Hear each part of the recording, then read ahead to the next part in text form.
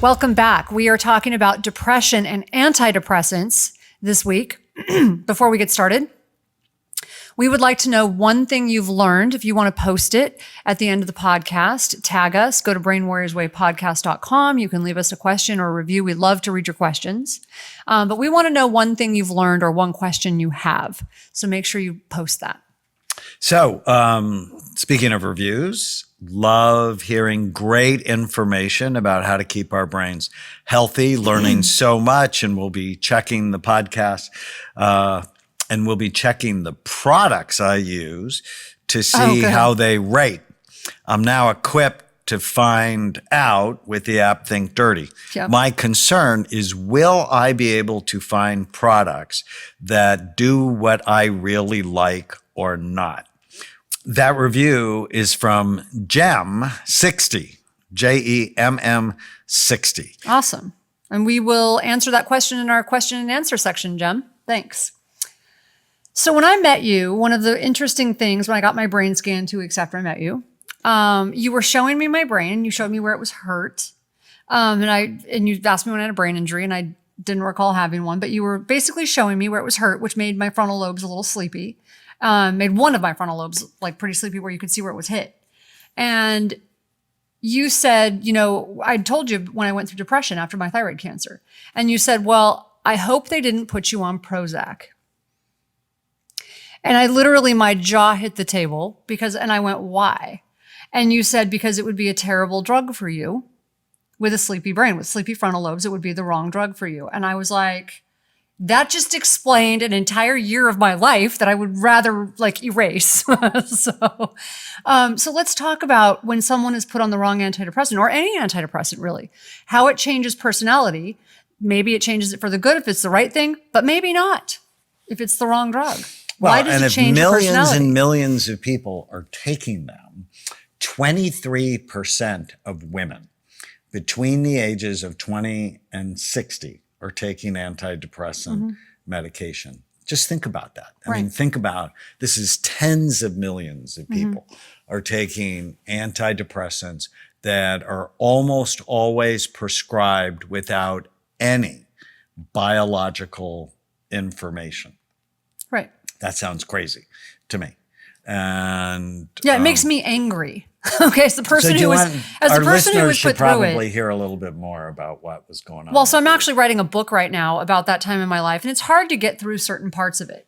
And this is one of those parts, and it made me sort of angry, and it's one of the reasons I wanted to do this podcast. Because after I had thyroid cancer, we've actually said this so many times, but for those of you who haven't heard, I had thyroid cancer, and I went through a really deep depression from being off my thyroid medication for a long time, which no one told me was going to happen. So I was going through this depression, went to my doctor. He told me I should see a psychiatrist, and I was in a dark enough place that was the second time that doctor told me to see a psychiatrist, actually. That was the first time. The other time was the second time. So I went and saw a psychiatrist because I was really dark. I was having really dark thoughts about wanting to be dead. And so it wasn't good. And so I went to the psychiatrist, and he put me on Prozac. Actually, to be fair, I knew I wanted to be on Prozac. I had read something about it. I was super depressed. I saw this book, and it gave me hope. So I walked in. All I wanted was him to give me a prescription. I didn't want his opinion. I didn't want to talk about anything for 3 years. I just wanted a prescription. Because you had no emotional trauma in your past. None, and I didn't like psychiatrists, and I just wanted drugs. Okay, so I wanted Prozac, and I thought that was going to be the answer. But so in his defense, I did do that. Now he let me do that, and he shouldn't have. But I quickly went back to him and said, something's not right. Something is not right. And he said, are you depressed? And I said, no, I'm not depressed actually at all. I'm not anything. I don't feel sad. I don't feel happy. I don't feel depressed. I don't feel joy. I just feel sort of nothing. But what's worse is I'm very impulsive. Like I'm making crazy decisions, and I'm not anxious. I used to be very anxious, and I would think things through, and I would fight with myself before making decisions. And now I just do it. I don't care. And we often say some anxiety is good. Yeah, it was not good for me to not have anxiety at that phase of my life. So I ended up in Costa Rica on a dare. Okay. It was just a crazy, crazy time. So I told him, I'm like, I'm not behaving like myself. I don't recognize this person. He said, but you're not depressed. And maybe the problem is that, not maybe, he said, the problem is you need to give it longer. And I actually think you need a higher dose. I argued with him, but he convinced me that I needed a higher dose, sent me on my way, doubled my dose. My behavior got crazier. And I finally went back and I went, this is insane. I can't, I'm not being myself. I'm going to get myself into trouble. This is crazy. And he told me I needed to give it more time, at which point I just took myself off of it and never called him again. Now, I do not recommend, especially if you're on a high dose of any medication, going off of it and doing what I did and flushing it. You need to get off of it safely. Go to a different doctor, have them take you off of it safely. But as I'm writing this book, I'm realizing there's a lot that goes on when you take these drugs. They don't just change your brain. Maybe it's because they change your brain. They change your personality. Well, what's the organ of personality? It's your brain. Right. And you explained to me when you said, I hope they didn't put you on Prozac. I literally was so angry in that moment because it really did change my life at the time.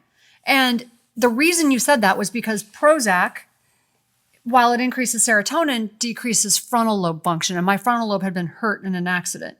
So if your frontal lobes work too hard, and, clinically, we can tell that you're worried, you are rigid, you hold grudges. If things don't go your way, you get upset. You're argumentative and oppositional. And Prozac or Lexapro or Zoloft or medications like that can be helpful. But, they have so many side effects. Why wouldn't we do the natural things to increase serotonin, which, oh, by the way, you had been doing since you were a teenager. Exercise. Which is exercising. That was just something so important to you. Other people do it by being addicted to sugar, because sugar does it.